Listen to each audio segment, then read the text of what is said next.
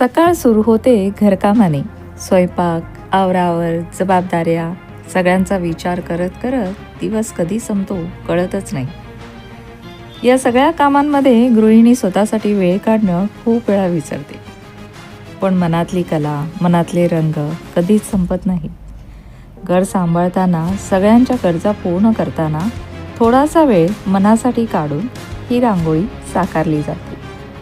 ही रांगोळी फक्त जमिनीवरचे रंग नाही, ही संयमाची, कष्टांची आणि शांततेची गोष्ट आहे. प्रत्येक रेषेत आहे मेहनत आणि प्रत्येक रंगात आहे प्रेम. गृहिणी असणं म्हणजे फक्त घर चालवणं नाही, तर घराला घरपण देणं आहे. आणि या छोट्याशा रांगोळीत तेच घरपण साकार झालेलं दिसतं. कदाचित ही रांगोळी काही वेळात पुसलीही जाईल, पण यात ओतलेली भावना, मेहनत आणि समाधान कधीच पुसलं जाणार नाही.